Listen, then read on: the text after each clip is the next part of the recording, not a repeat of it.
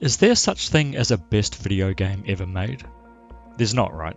Everyone's got their own opinions and preferences. If people like different stuff, there's no way to objectively rank games, is there? No. The answer to that question is no, there's not. But maybe there's actually a way to rank games on how fun they are. Because I have a theory about what creates fun in a game. And it goes something like this. The fun in games arrives when you're asked to make a decision. It's actually the definition of a game. A game is something that asks you for input, to act. Otherwise it's just a movie, right? For some reason, making decisions is fun. Monopoly asks you whether to save your money or buy. Poker asks you how much to bid. And it seems like the more decisions you're making, the more fun you're having. Think of tic-tac-toe versus chess. Tic-tac-toe, not many decisions, not fun. Chess, more decisions, definitely more fun. So what's my point? Well, a certain game came out early 2020, and yeah, I'm late to the party, but since I've been playing it, I've been trying to come up with a way of explaining to other people, and even to myself, why this game feels so unique and significant, and why it's the most fun I've ever had playing a game. And this is what I came up with, so hear me out. Doom Eternal is the best game ever made based specifically on decisions made per second, or in other words, fun factor. Before I continue, yes, I'm fully aware that Doom Eternal will not be everyone's cup of tea. Yes, there are many other groundbreaking, amazing games that don't do the decision-making thing so much. They're about mood, place, story, they're pushing other boundaries. But this video is about something more specific. It's about the game part of the game, what some people call the gameplay loop. Doom Eternal is up to something very special here, and it's something we've never seen before. The game was designed specifically, ruthlessly, around a single goal, to maximize player decision making. What you're seeing here is what the developers at ID Software call the fun zone.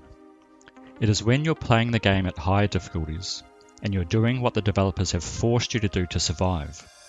It looks like a chaotic, mindless slaughterfest, but it's actually a finely tuned machine for presenting constant decisions to the player.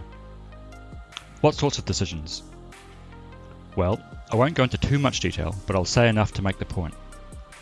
In Doom Eternal, you've got 9 different weapons, each with alternate fire modes, each serving specific purposes against specific enemy types. For example, these cacodemons are easier to kill with a sticky bomb from the shotgun. These spider guys have dangerous turrets, but you can shoot them off with this gun.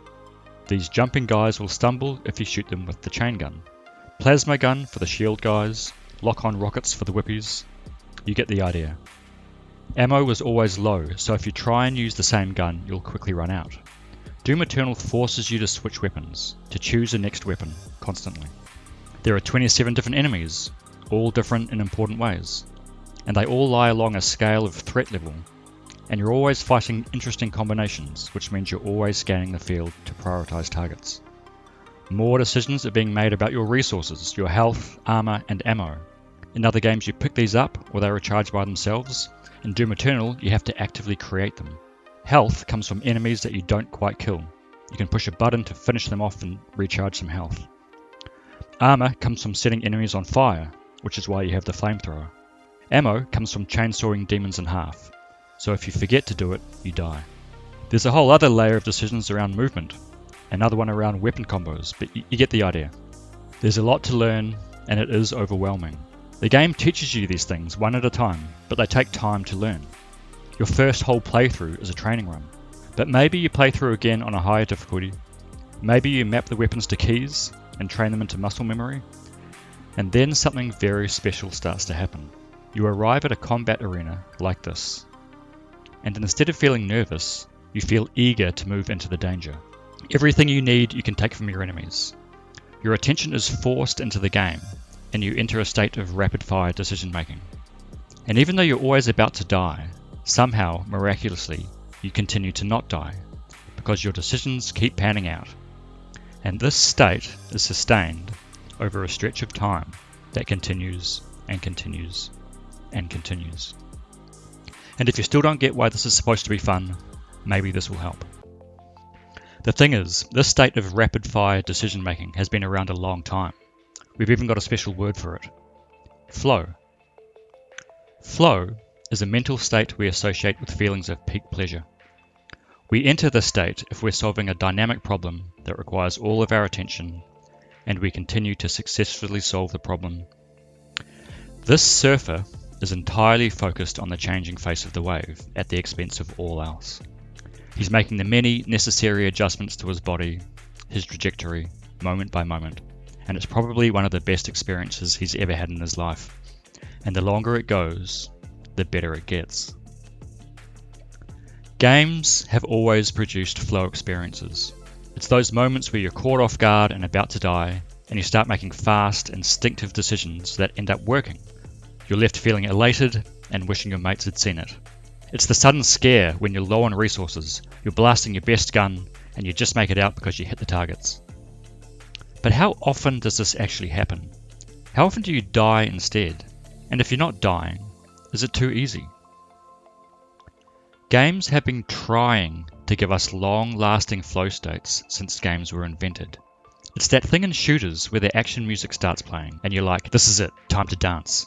All the enemies start appearing, you get behind some cover because you're scared, but the music's playing, right? So you get up, take a few hits, find some more cover, but this spot's actually worse. You try a grenade, but it does nothing. Now you've wasted a grenade and you want to restart, right? Reliable, long-lasting flow state is the holy grail of action game experiences, and it's why surfing and car racing and competitive sports are all so engaging. So how did Doom Eternal do it? This is why I'm making this video, because they did do it, and this is how. They created the complex problem space. The weapons, tools, and enemies create a system that requires many decisions. To force the decisions, they make sure you're always seconds away from death. Doom feels hard initially, but it has to be to keep you thinking. But then they need to sustain it, which means, crucially, that the decisions themselves are actually easy. Arachnotron turret, snipe it off. Health, take the glory kill. You don't need fast reflexes in the game, or good accuracy. Once you've learned the systems, all you actually need is your full attention. Doom Eternal generates sustained emergencies where you ride the knife edge of a fight, and yet it allows you to survive with your easy decisions for stretches of minutes at a time, every time you sit down to play. It's a dirty trick, and it's more sophisticated than any other shooter ever made. I've left things out here. I haven't talked about the fact that there's no cover, no exits from fights, no random death from unseen enemies, let alone the graphics and the music. The point is, this is something new.